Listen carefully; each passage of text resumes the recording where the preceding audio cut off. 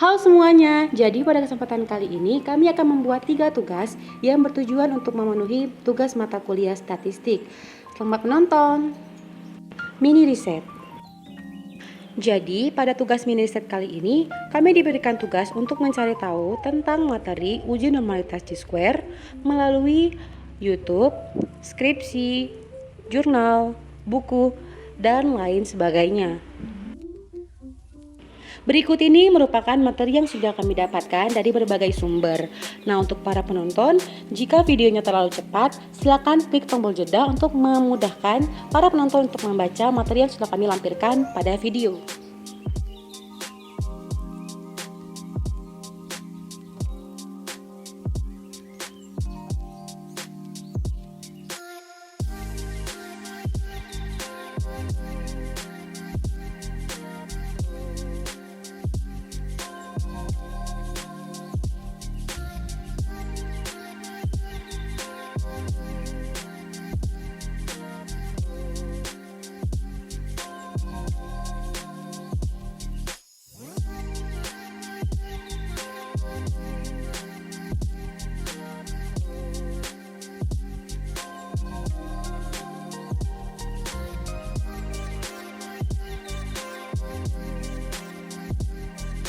Rekayasa ide. Pada tugas rekayasa ide, kami ditugaskan untuk membuat storyboard sebelum membuat suatu video. Berikut ini merupakan storyboard yang sudah kami buat dengan judul video mengenal uji normalitas chi-square. Nah, pertama-tama yang akan kami lakukan merupakan menjelaskan tujuan pembuatan video dan memperkenalkan diri. Setelah itu, pertanyaan awal mengenai uji normalitas chi-square. Lalu yang ketiga, pengenalan uji normalitas chi-square. Lalu yang keempat, kami akan membahas tentang contoh soal uji chi-square dan penyelesaiannya. Kemudian kesimpulan dan penutup. Project. Halo semuanya. Jadi, pada kesempatan kali ini kami akan membuat suatu video yang bertujuan untuk memenuhi tugas mata kuliah statistik. Nah, pada kesempatan kali ini kita akan mempelajari tentang uji normalitas chi-square. Nah, untuk teman-teman semua, tolong disimak dengan baik ya. Apa itu uji normalitas? Uji normalitas adalah sebuah uji yang dilakukan dengan tujuan untuk menilai sebaran data pada sebuah kelompok data atau variabel. Apakah sebaran data tersebut berdistribusi normal ataukah tidak? Apa itu chi-square? Chi-square disebut juga dengan chi kuadrat. Chi-square adalah salah satu jenis uji komparatif non-parametris yang dilakukan pada dua variabel, di mana skala data kedua variabel adalah nominal. Apabila dari dua variabel ada satu variabel dengan skala nominal, maka dilakukan uji chi-square dengan merujuk bahwa harus digunakan uji pada derajat yang terendah. Jenis uji chi-square. Rumus chi-square tidak hanya ada satu. Apabila tabel kontingensi berbentuk 2x2, maka rumus yang digunakan adalah koreksi ates. Maksud dari tabel 2x2 adalah variabel bebas atau variabel independen dan variabel terikat atau variabel dependen sama-sama masing-masing terdiri dari dua kelompok atau dua kategori, misal laki-laki dan perempuan.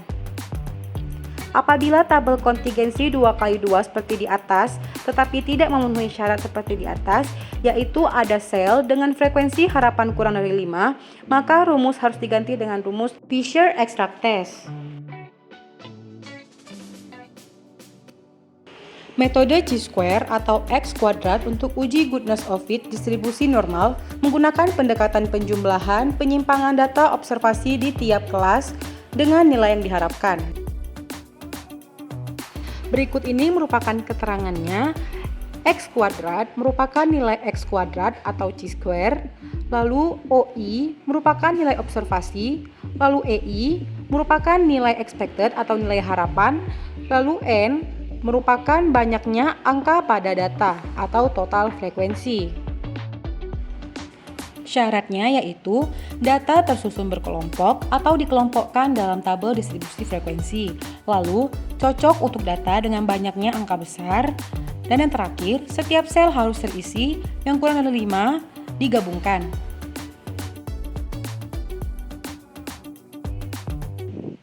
Hipotesis pengujian pada uji C kuadrat.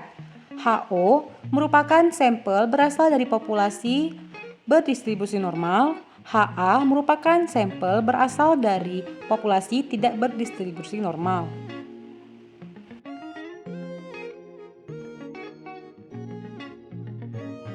Kriteria uji. Kriteria uji yang digunakan adalah X kuadrat hitung lebih kecil sama dengan dari X kuadrat tabel sama dengan HO diterima. X kuadrat hitung lebih besar dari X kuadrat tabel sama dengan HO ditolak.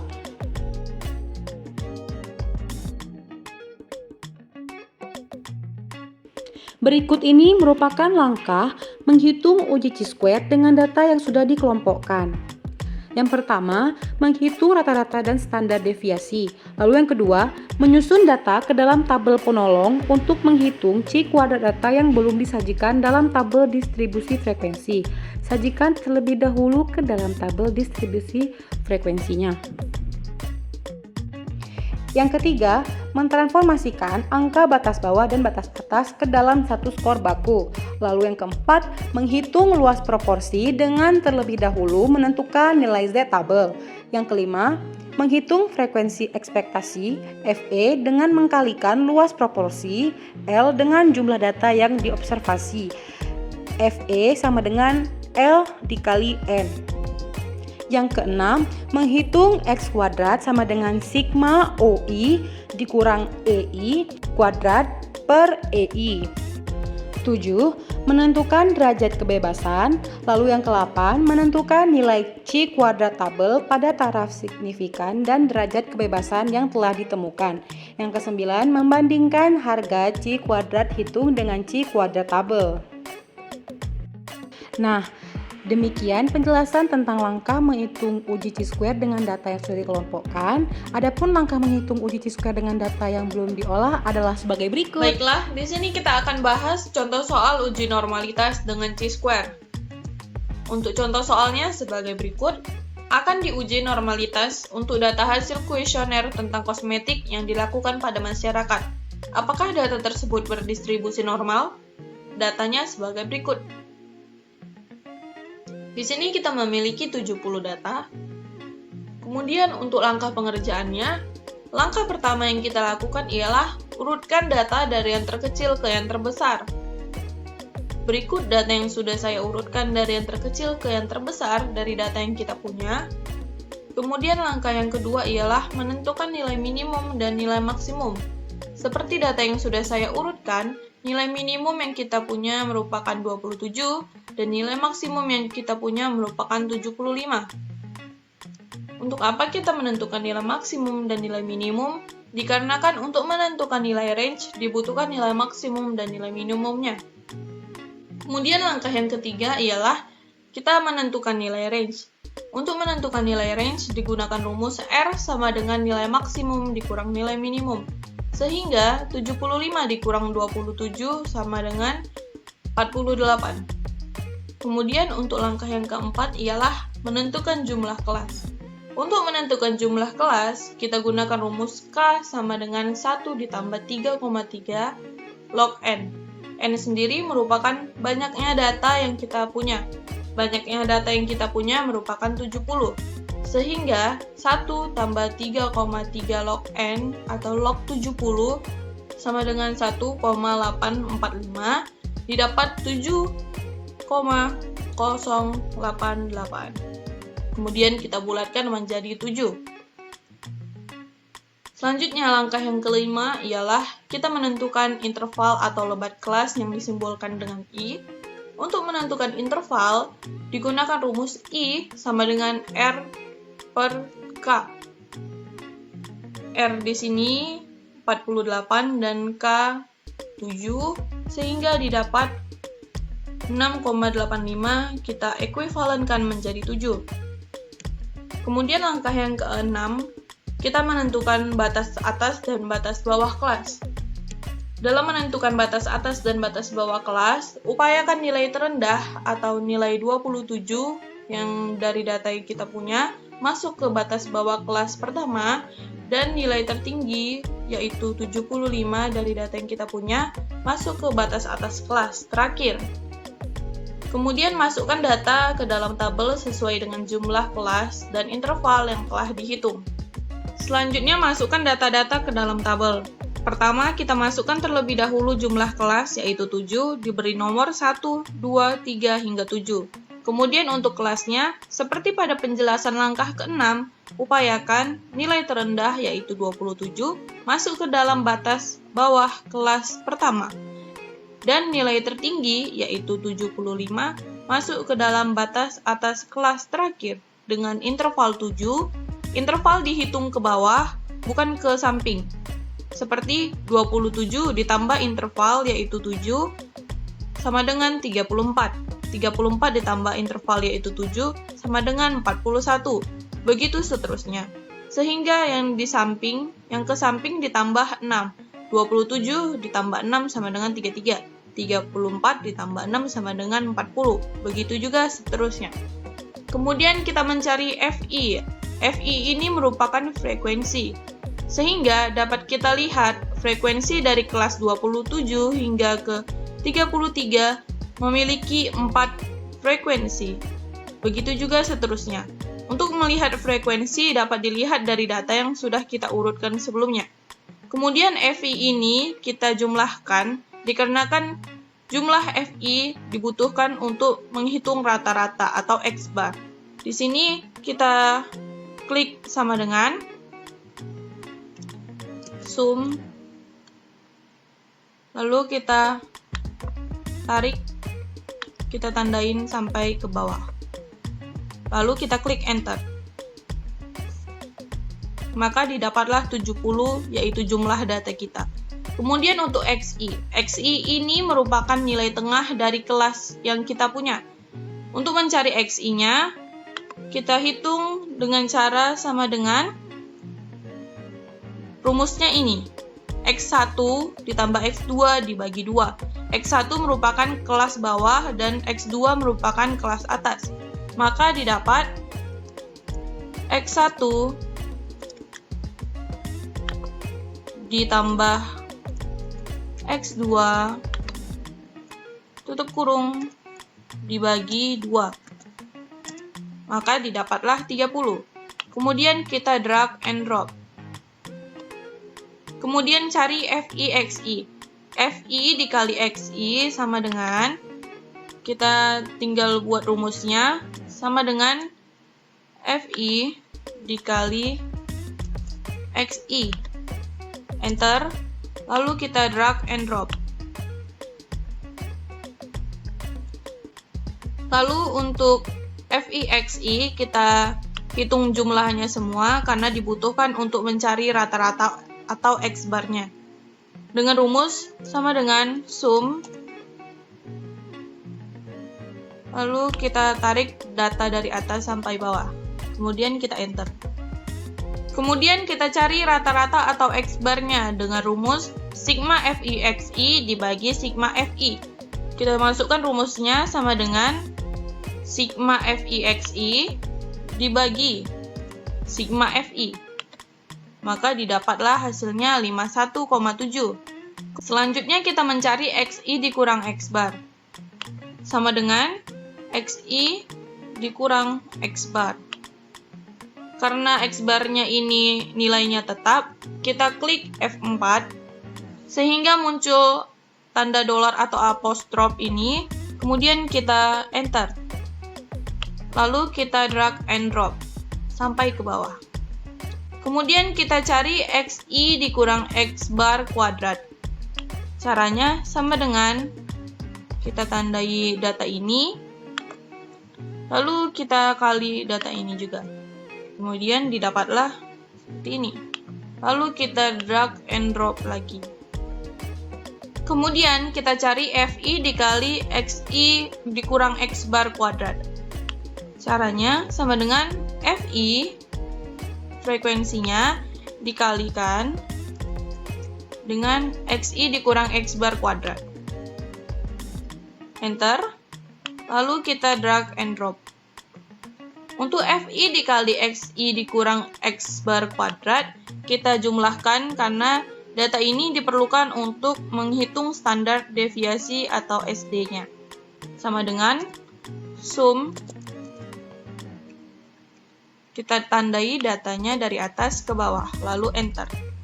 Kemudian untuk mencari standar deviasi, kita gunakan rumus akar sigma FI dikali XI dikurang X bar kuadrat per N.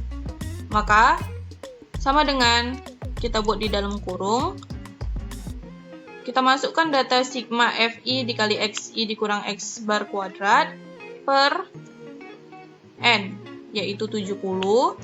Kemudian kita tutup kurung, pangkat. Akar itu merupakan pangkat dari 0,5. Maka seperti ini hasilnya yang kita dapat, atau bisa kita gunakan rumus sama dengan SQRT. Ini. Lalu kita tandai yang sigma FI dikali XI dikurang X bar kuadrat per N. Lalu kita enter. Dapat dilihat hasilnya sama.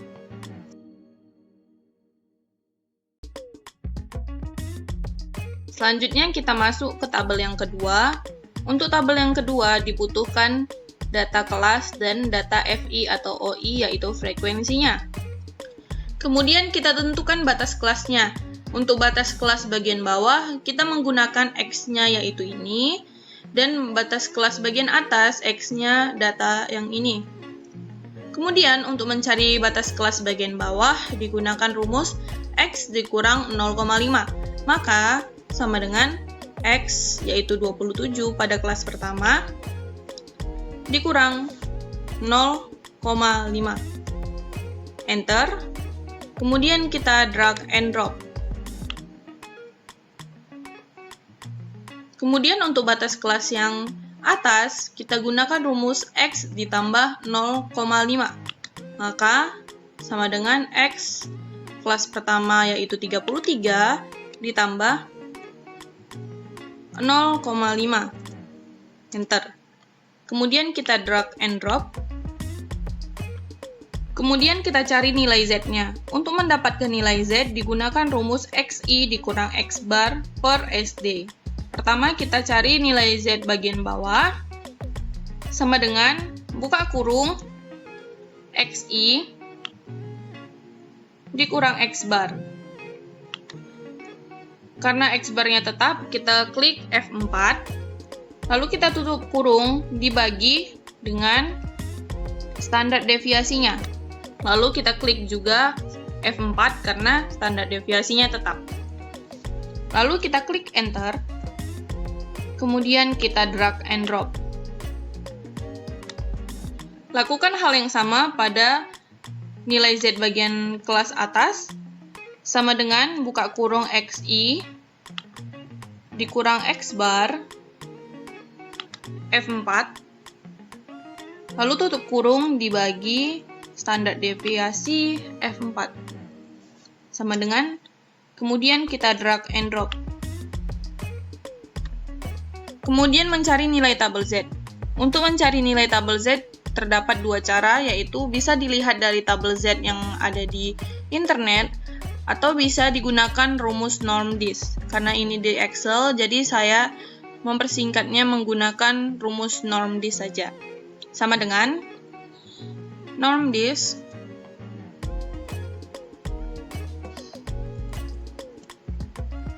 ini.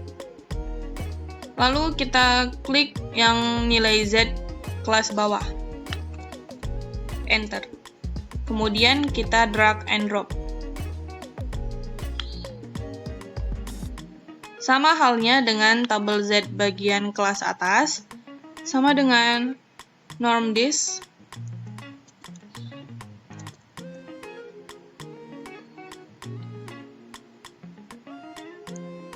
Nilai Z kelas atas. Kemudian kita drag and drop. Kemudian kita cari nilai PI atau proporsinya dengan cara nilai tabel Z bawah dikurang nilai tabel Z atas. Lalu untuk data PI ini harus berupa absolut atau mutlak. Sehingga kita buat sama dengan ABS nilai tabel Z bawah dikurang nilai tabel Z atas. Sama dengan,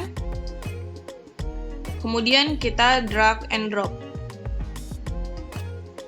Kemudian kita cari EI atau nilai harapannya dengan cara PI dikalikan dengan N.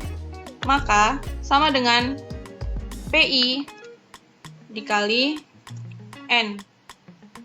Karena N-nya nilainya tetap, maka kita klik F4 lagi. Lalu Enter. Kemudian kita drag and drop. Kemudian kita jumlahkan untuk hasil chi-square-nya sama dengan sum. Kita tandai data dari atas ke bawah. Enter. Maka didapatlah chi-square-nya 2,145 dibulatkan ke atas. Selanjutnya kita mencari DF atau derajat kebebasannya dengan cara K dikurang 3. K merupakan banyaknya jumlah kelas yang kita punya yaitu 7. Maka DF sama dengan 7 dikurang 3. Maka didapatlah 4 dengan taraf signifikansi 0,05. Kemudian kita cari nilai tabel chi-square-nya. Untuk menentukan nilai tabel chi-square-nya ada dua cara, dapat dilihat dari tabel chi-square yang ada di internet dan kita bisa menggunakan rumus ini. Kita lihat dari tabel chi-square-nya. Dengan DF4 alpanya 0,05. Didapat 9,488. Maka kita tulis 9,488. Kemudian cara yang kedua menggunakan rumus ini. Kita coba sama dengan CHIINV. Lalu kita masukkan nilai probability-nya, yaitu nilai taraf signifikansinya 0,05,